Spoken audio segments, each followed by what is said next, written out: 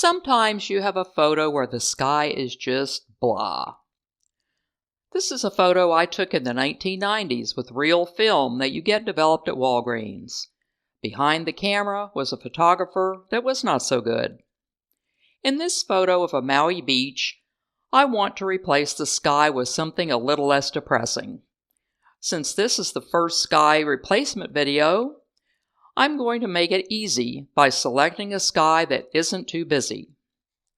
Over here, I've already duplicated the layer.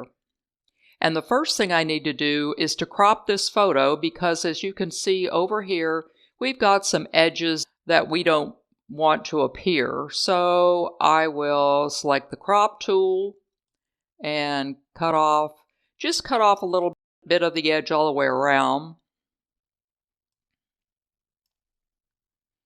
And so press enter, and there's our new crop photo.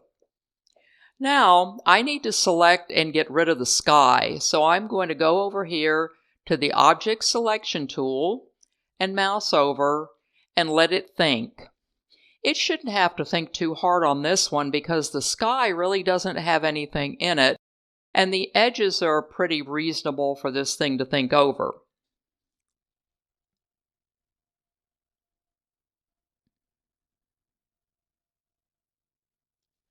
Okay, now that it's thought, we can see that our area is selected and click down. And now we have our marching ants. And once we have our marching ants, we can delete the selection. There we are. Okay, so now once we've gotten the selection, we just go up to select and deselect, so that we can see that we've got a transparent layer right there.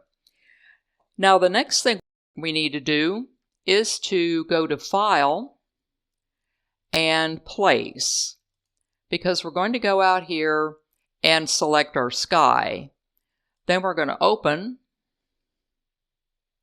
and put the sky over our other layer. Now, in order to see what's underneath, we need to move the sky below the background layer.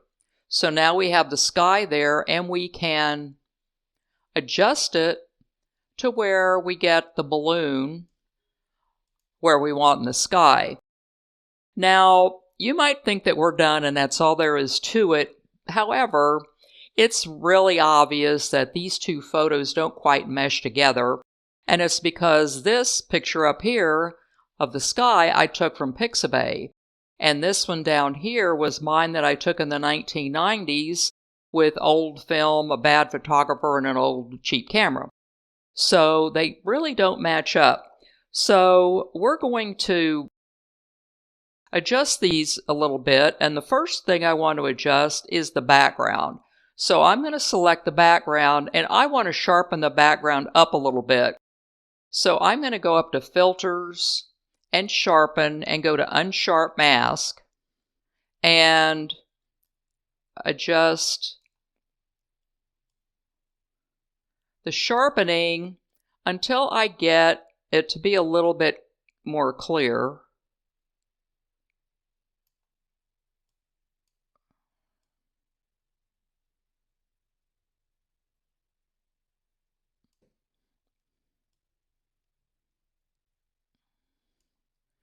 Okay, I think I will leave it like that. Let's turn up the threshold, turn down the threshold. Ooh. Okay, so we'll do it like that, and then we'll select Apply. So we've sharpened that up a little bit. However, the colors don't exactly match.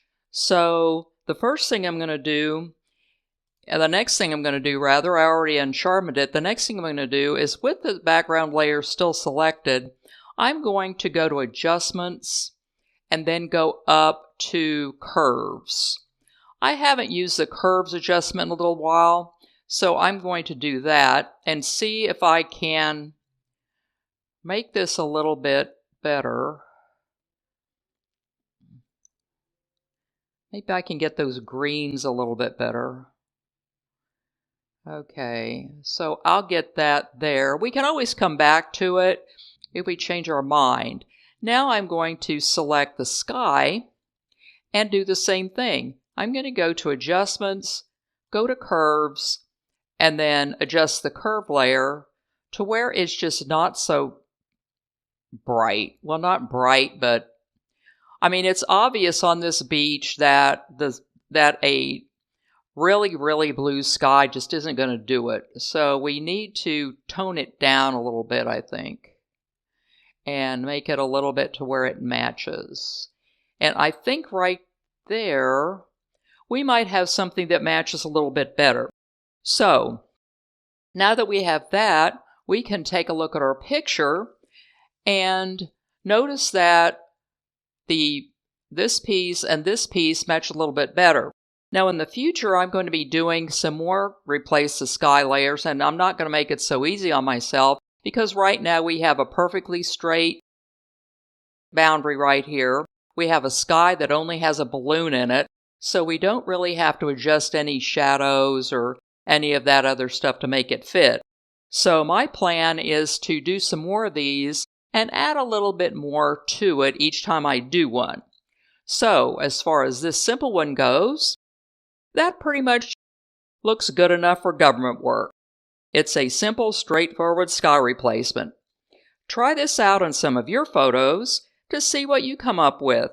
And remember to like, subscribe, and ring that notification bell so you can be notified when my next video drops.